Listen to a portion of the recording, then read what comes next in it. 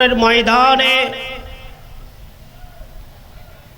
পাঁচটি প্রশ্ন উত্তর জবাব। আমরা সকলেই অবগত রয়েছি, আমরা সকলেই জানি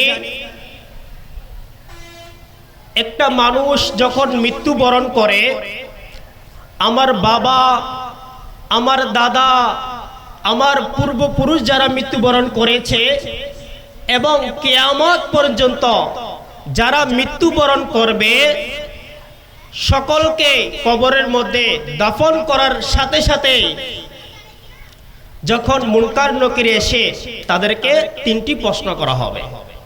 এটা আমরা সকলে জানি এবং কি প্রশ্ন করা হবে সেটাও আমরা সকলে জানি। কিন্তু হাসরের ময়দানের মধ্যে আল্লাহ তাআলা যে আমাকে আপনাকে এবং হযরত আদম আলাইহিস সালাম থেকে নিয়ে কিয়ামত পর্যন্ত যত মানুষ চলে গিয়েছে, আসবে, যাবে, সবাইকে এই পাঁচটি প্রশ্নের উত্তর দিতে হবে। এখন কি পাঁচটি প্রশ্নের উত্তর, এগুলো আমরা অনেকেই জানি না। তো আল্লাহ তাআলা সূরা আর রহমানের 46 নম্বর আয়াতের মধ্যে তিনি ইরশাদ করেন, ওয়ালিমান খাফা মাকাম রাব্বিহি জান্নাতান। যে ব্যক্তি নিজের রবের সামনে দাঁড়ানোকে ভয় করে তার জন্য রয়েছে দুটি জান্নাত। সুবহানাল্লাহ। অর্থাৎ কিয়ামতের দিন আমি আপনি যে একদিন আল্লাহ তাআলার হাসরের ময়দানের মধ্যে দাঁড়িয়ে থাকতে হবে, ওই দাঁড়িয়ে ওইখানে যে প্রশ্ন আমাদেরকে আল্লাহ তাআলা আমাদের জিন্দেগির যে আমলের হিসাব নেওয়া হবে, ওই ভয়টা যদি সে দুনিয়ার মধ্যে ভয় করে যদি আল্লাহ তাআলার ইবাদত, বন্দেগী এবং রিয়াজতের মধ্যে যদি থাকে এবং যেগুলো অনর্থক কাজ রয়েছে বিভিন্ন গুনাহ থেকে বেঁচে যদি সেই ভালো কাজের মধ্যে থাকে,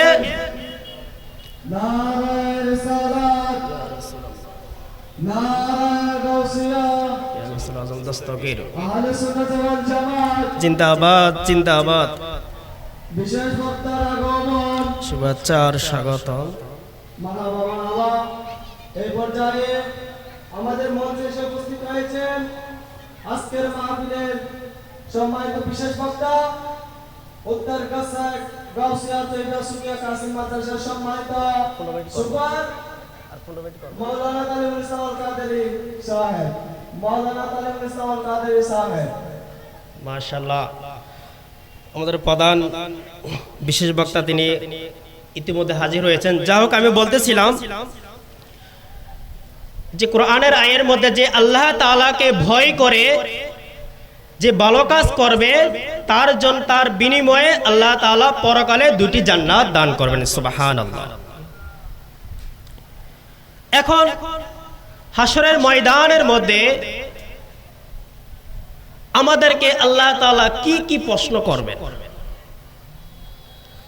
আমরা তো সকলে জানি কবরের মধ্যে তিনটি প্রশ্ন করবে, এটা আমরা সকলে জানি। কিন্তু হাসরের ময়দানের মধ্যে ওই পাঁচটি প্রশ্ন আল্লাহ তাআলা কি কি করবেন?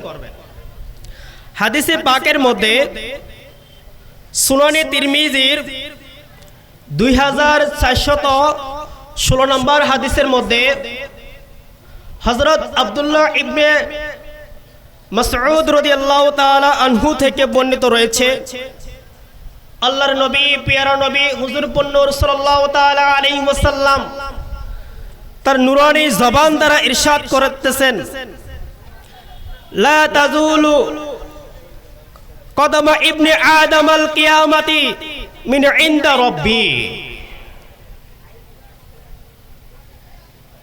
অর্থাৎ যে ব্যক্তি আল্লাহ তাআলার সামনে ভয় করে, আল্লাহ তাআলার সামনে ওই পাঁচটি প্রশ্ন দেওয়া ব্যতীত সে এক পাও লাড়তে পারবে না। এই পাঁচটি প্রশ্নের উত্তর না দেওয়া পর্যন্ত একজন মানুষ কাল হাসরের ময়দানের মধ্যে এক পা এদিক সেদিক করতে পারবে না।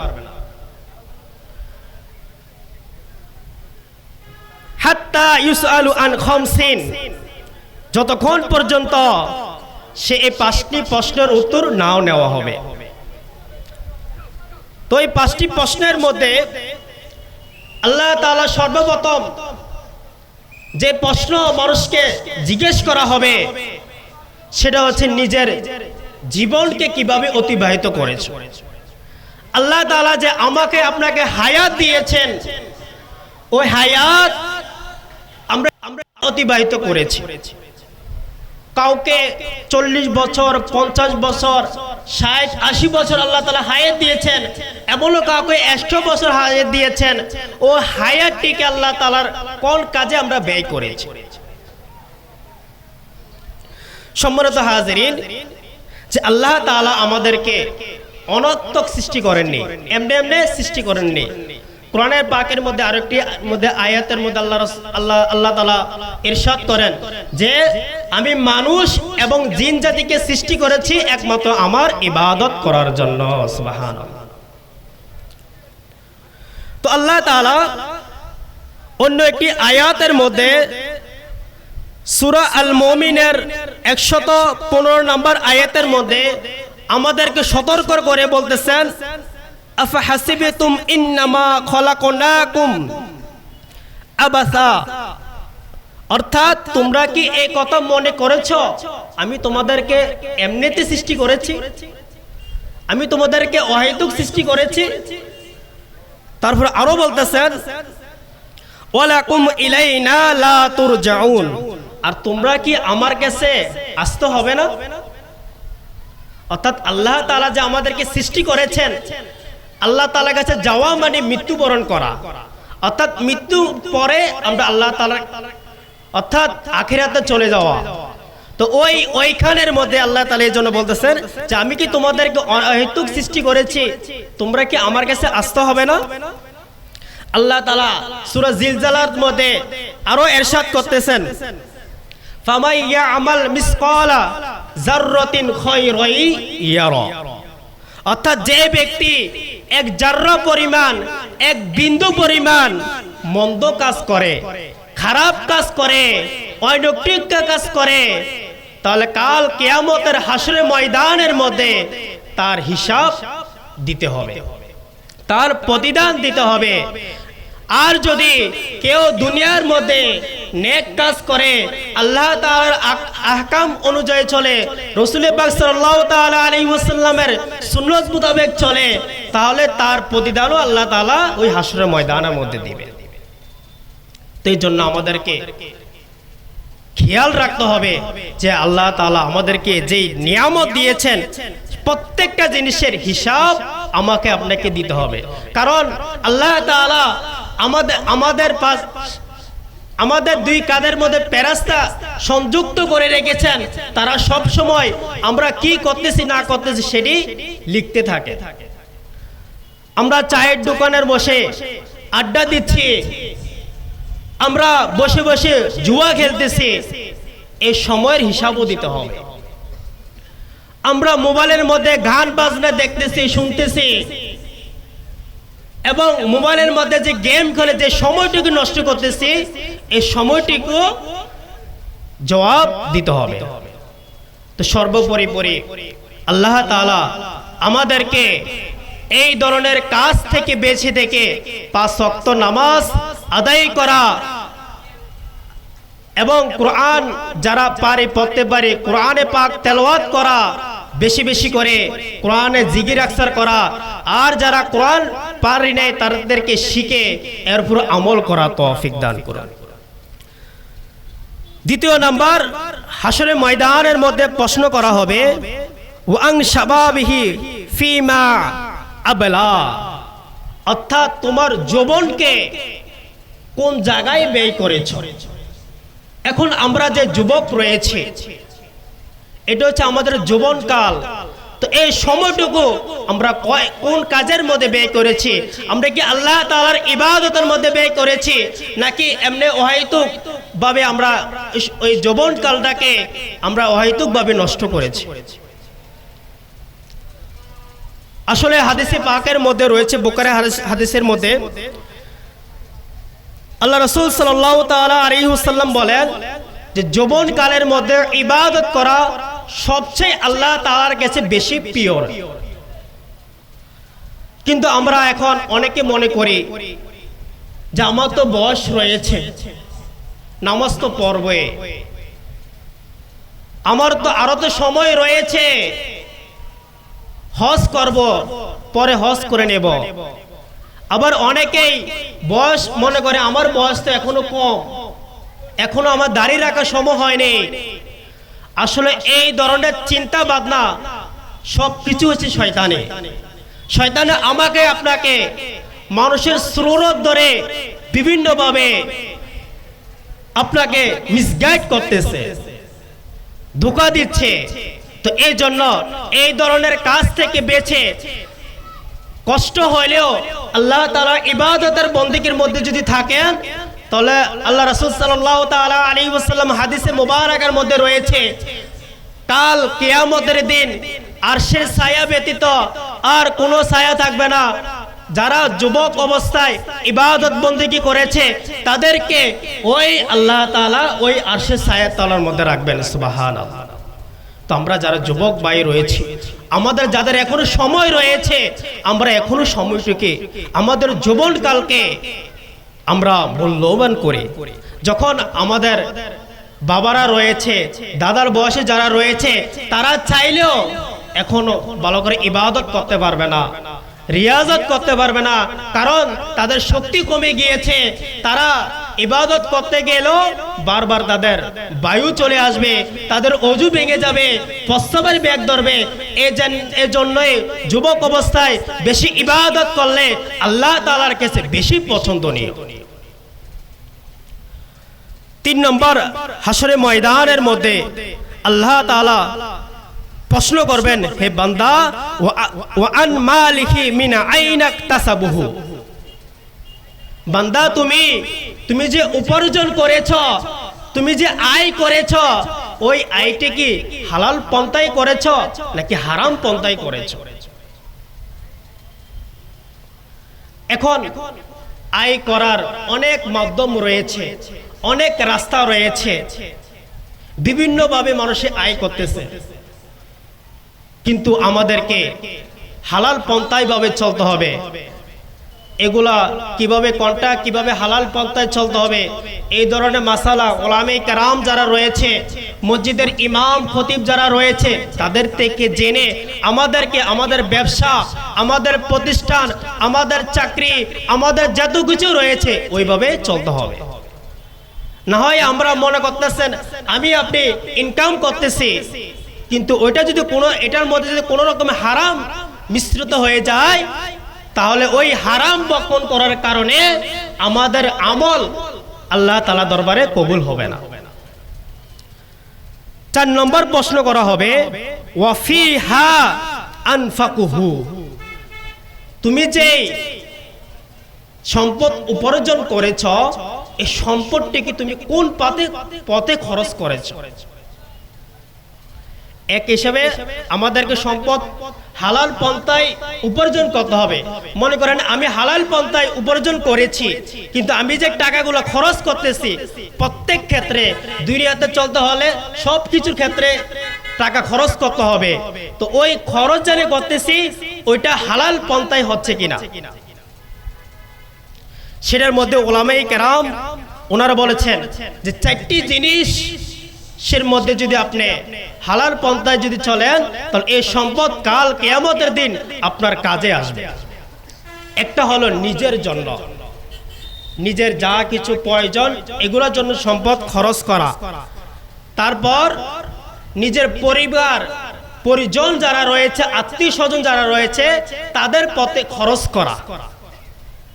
1 নম্বর হলো নিজের জন্য, নিজের ছেলে মেয়ে, নিজের পরিবার, নিজের মা বাবা এবং কি নিজের আত্মীয় স্বজন যারা রয়েছে তাদের জন্য কি করা? সম্পদ খরচ করা। আর 2 নম্বর হলো ইসলামিক প্রতিষ্ঠান। মনে করেন আপনার মাদ্রাসা রয়েছে, মসজিদ রয়েছে, এমনি ভাবে আরো যে সংগঠন রয়েছে, যেগুলো ইসলামিক দ্বারা পরিচালনা হচ্ছে এগুলোর মধ্যে কি করা, ব্যয় করা, তাহলে এগুলা আপনার কাজে আসবে।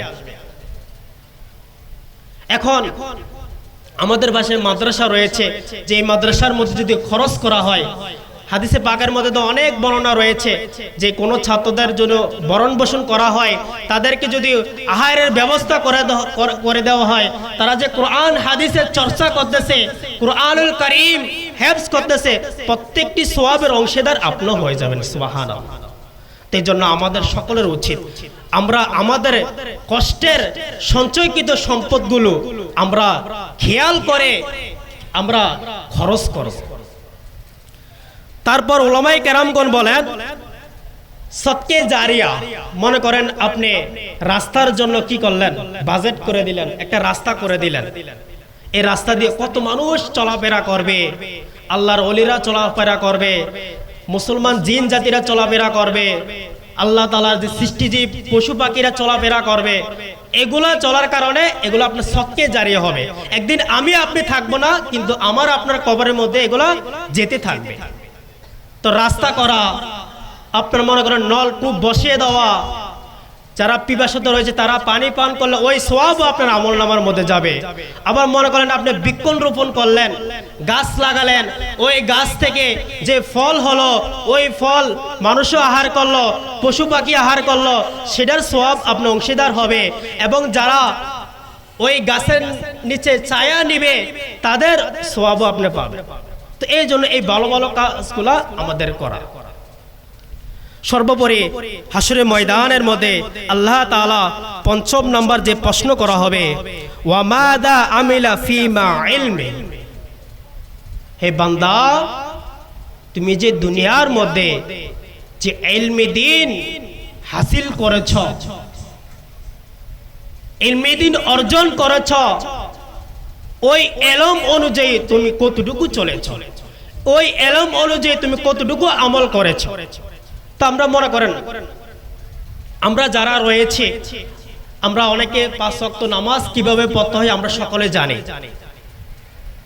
কিন্তু জানার পরে যদি না পড়ি, মনে করেন আমরা অনেকে কোরআনুল কারীম তেলাওয়াত করতে জানি, তারপরে যদি ওই কোরআনুল কারীম যদি তেলাওয়াত যদি না করি, আমরা রমজানের আহকাম জানি, তারপরে যদি রমজান মাসের রোজা যদি না রাখি, আমরা হালাল হারাম, কোনটা হালাল কোনটা হারাম, কোনটা সুদ কোনটা ঘুষ, সুদ নেওয়া হারাম সুদ দেওয়া হারাম, সবকিছু আমরা জানি। জানার পরেও যদি আমরা না মানি, তাহলে প্রত্যেকটা জিনিসের হিসাব আল্লাহ তাআলার দরবারে দিতে হবে। এই 5টি বিষয় প্রত্যেকটি আদম সন্তানকে প্রশ্ন করা হবে।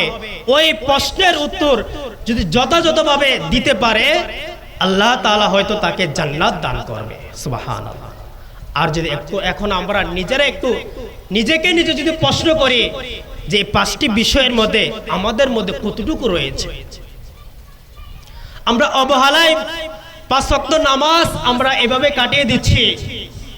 কোরআনুল কারীম শিক্ষা করা ফরজে আইন, আমরা কোরআনুল কারীম শিখতেছি না।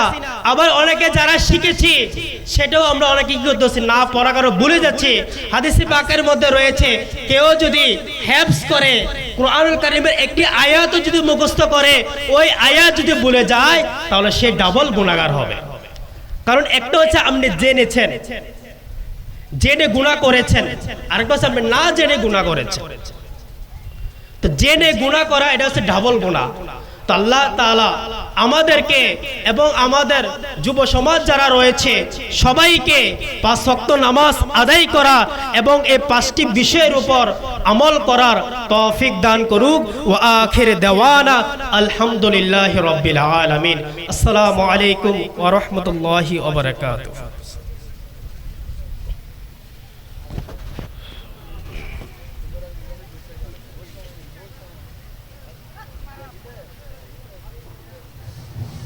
মারহাবা। এতক্ষণ পর্যন্ত আমাদের সম্মুখে নূরানি ইরফানি তাকরীর পেশ করেছেন আজকের মাহফিলের বিশেষ বক্তা মোহাম্মদপুর উত্তরপাড়া। আসসালামু আলাইকুম ওয়া রাহমাতুল্লাহি ওয়া বারাকাতুহু।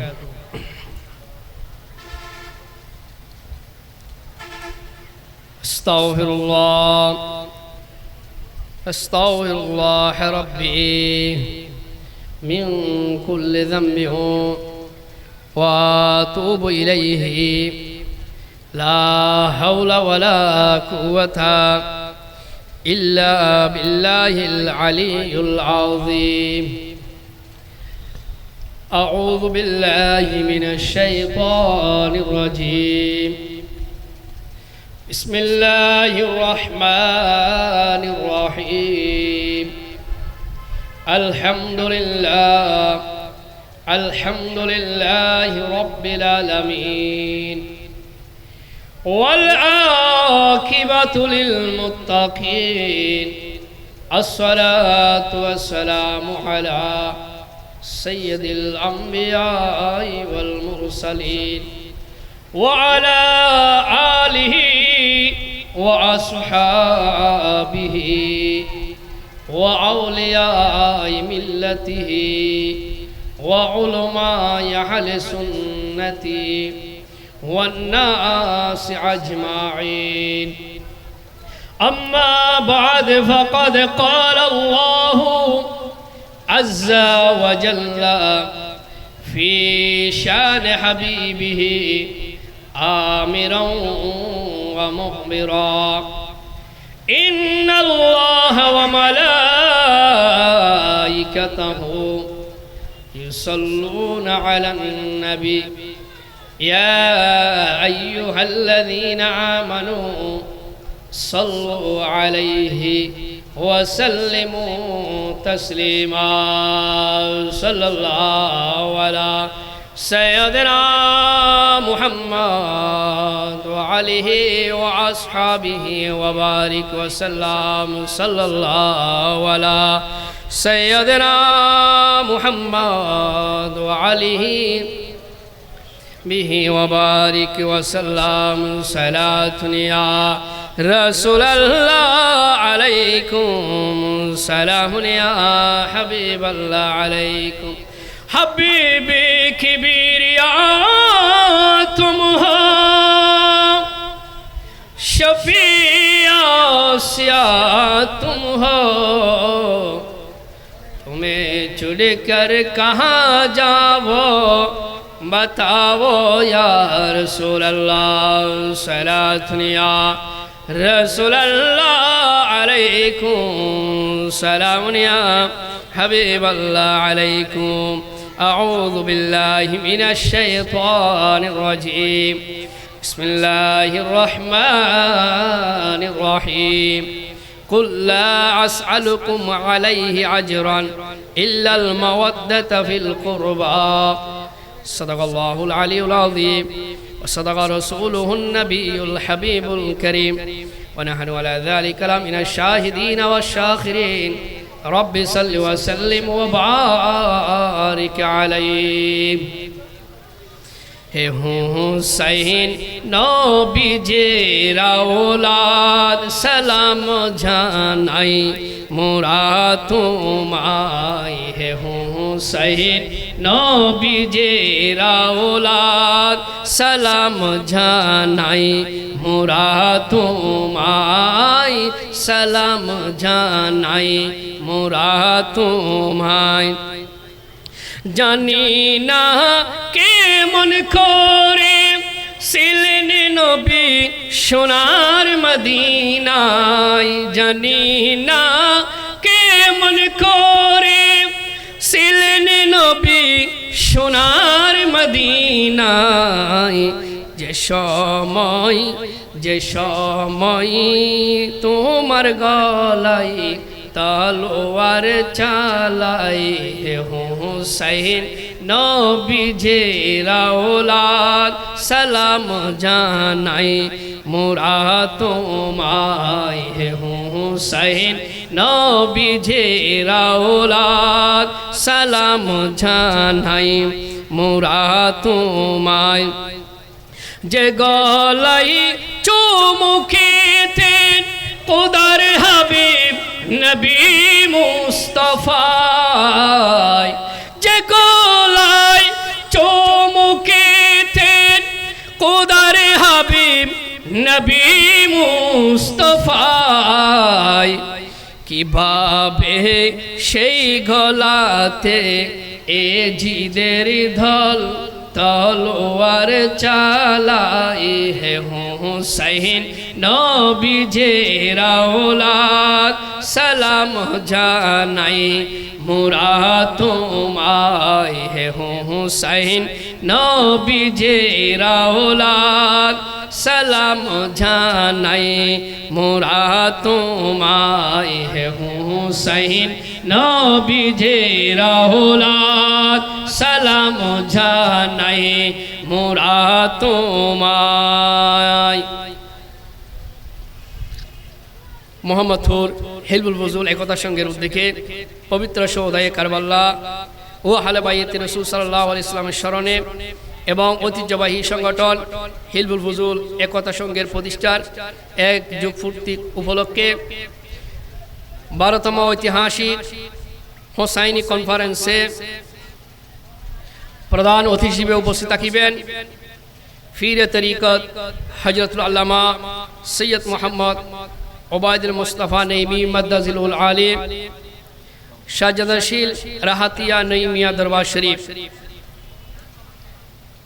আজকের ঐতিহাসিক হোসাইনি কনফারেন্সে সভাপতিত্ব করবেন সুন্নিয়তের বলিষ্ঠ কণ্ঠস্বর অধ্যক্ষ মুফতি সাইফুল ইসলাম আল কাদেরী মাদ্দাজিলুল আলী, প্রধান উপদেষ্টা মোহাম্মদপুর হিলফুল ফুজুল একতা সংঘ অধ্যক্ষ হযরত হাসি ফকির রহমতুল্লাহ তাআলা সুন্নি আলিম মাদ্রাসা, উদ্বোধক হিসেবে উপস্থিত থাকবেন জনাব মোহাম্মদ আবুল হোসেন বাসা, সভাপতি মোহাম্মদপুর সমাজ পরিচালনা কমিটি। সম্মানিত অতিথিবৃন্দ, বিশিষ্ট সমাজসেবক শিক্ষানুরাগী জনাব মোহাম্মদ হেলাল উদ্দিন শাহ, সাবেক কাউন্সিলর 3 নং ওয়ার্ড, বিশিষ্ট সমাজসেবক জনাব বিফি মোহাম্মদ আনসুর উদ্দিন, সিনিয়র সহ সভাপতি চট্টগ্রাম উত্তর জেলা ছাত্রদল। বিশেষ অতিথি উপস্থিত থাকবেন জনাব মোহাম্মদ গাজী নিজাম উদ্দিন, সভাপতি মোহাম্মদপুর মসজিদ পরিচালনা কমিটি। সম্মানিত আলোচক উপস্থিত থাকিবেন হযরতুল আল্লামা জনাব মাওলানা মুজাম্মেল হোসেন নঈমি মাদ্দাজিলুল আলী, খতিব ফয়জানে মদিনা মোহাম্মদপুর জামা মসজিদ। আজকের মাহফিলের প্রধান বক্তা হিসেবে উপস্থিত থাকিবেন সুন্নিয়তের বলিষ্ঠ কণ্ঠস্বর উদয়মান তরুণ বক্তা হযরতুল আল্লামা জনাব মাওলানা ইনাম রেজা আল কাদেরী মাদ্দাজিলুল আলী, প্রতিষ্ঠাতা পরিচালক ইমাম আজম সুন্নিয়া দাখিল মাদ্রাসা। প্রধান আলোচক হিসেবে উপস্থিত থাকিবেন বিশিষ্ট মিডিয়া ব্যক্তিত্ব, লেখক ও গবেষক শেখ সৈয়দ হাসান আল আজহারি মাদ্দাজিলুল আলী, খতিব গৌসুল আজম জামে মসজিদ। বিশেষ বক্তা হিসেবে আমার পূর্বে এতক্ষণ পর্যন্ত অনেক গুরুত্বপূর্ণ তাকরীর পেশ করেছেন হযরতুল আল্লামা জনাব মাওলানা নাহিদ রহমান আত-তাহারি মাদ্দাজিলুল আলী, খতিব মোহাম্মদপুর উত্তরপাড়া আবুল বশর হোসেন জামা মসজিদ। সালামি পেশ করবেন হাফেজ মোহাম্মদ আব্দুর রহমান ফরহাদ, পেশ ইমাম ফয়জানে মদিনা মোহাম্মদপুর জামা মসজিদ। উপস্থিত আমার সামনে নওজওয়ান ভাইরা, বাবার বয়সী মুরব্বীরা, ছোট্ট ছোট্ট মাসুম বাচ্চারা এবং মাইকের আওয়াজ যতটুকু যাচ্ছে, সর্বপ্রথম আমার সালাম গ্রহণ করুন। আসসালামু আলাইকুম ওয়া রাহমাতুল্লাহি ওয়া বারাকাতুহু। আমরা এবং আর শুকরিয়া জ্ঞাপন করার জন্য যে হিলবুল ফুজুল একতা সংঘের বাইরে অনেক কষ্ট করে, মেহনত করে, পরিশ্রম করে আজকের মাহফিল করেছেন, তাদের শুকর আদায় করি এবং সাথে সাথে লাখো কোটি দরুদ সালাম প্রেরণ করি মানবতার মুক্তির দূত নবীদের সরদার শাহে বনি আদম রাসূল মুহতাশাম নবী মুহাম্মদ রাসূলুল্লাহ সাল্লাল্লাহু তাআলা আলাইহি ওয়াসাল্লামের পাক দরবারের মধ্যে। যাই হোক, আমি দীর্ঘায়িত করব না। কোরআনে কারীমের একখানা আয়াতে কারীমা তেলাওয়াত করেছি। আল্লাহ সুবহানাহু ওয়া তাআলা পবিত্র কালামুল্লাহ শরীফের মধ্যে ইরশাদ করেছেন, বিসমিল্লাহির রহমানির রহিম কুল লা আসআলুকুম আলাইহি আজরান। হাবিব আপনি বলে দিন, আপনি যে ইসলাম প্রচার করতে গিয়ে যে মেহনত পরিশ্রম আপনি করেছেন, আপনি যে ইসলাম প্রচার করার ক্ষেত্রে উহুদের ময়দানের মধ্যে আপনার দন্দর মুবারক শহীদ করেছেন, এভাবে আপনি যে কষ্ট সহ্য করেছেন, মেহনত করেছেন, পরিশ্রম করেছেন ইসলাম প্রচার প্রসার করার জন্য, হাবিব এর বিনিময়ে আপনি আপনার উম্মতদেরকে কিছুই চাইবেন না, ইল্লাল মাওয়াদ্দাতা ফিল কুরবা। হাবিব একটা জিনিস চাও আপনার উম্মতদের কাছ থেকে, হাবিব একটা জিনিস চাও এর বিনিময়ে, সেটা হলো আপনার নিকটবর্তী আহলে বাইতের ভালোবাসা, আপনার নিকটবর্তী আত্মীয়র ভালোবাসা ব্যতীত আপনি আর কিছু চান না।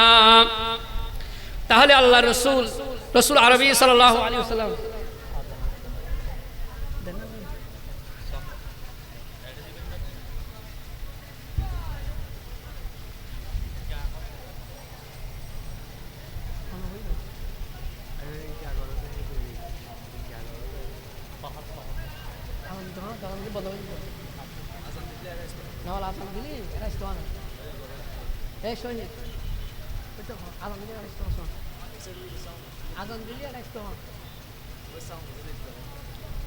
তাহলে দেখেন হাবিব আপনি বলে দিন, আপনি যা মেহনত করেছেন, পরিশ্রম করেছেন, এর বিনিময়ে আপনার উম্মত থেকে আপনি কিছুই চান না, আপনি একটাই জিনিস চান, সেটা হলো আহলে বাইতের ভালোবাসা।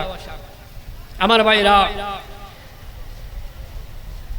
রাসূল পাক সাল্লাল্লাহু আলাইহি ওয়াসাল্লামের একটি হাদিসে মোবারক এভাবে এসেছেন, হযরত আনাস রাদিয়াল্লাহু তাআলা আনহু থেকে হাদিস বর্ণিত, তিনি বললেন আমার নবী ইরশাদ করেছেন, আমার নবী ইরশাদ করলেন,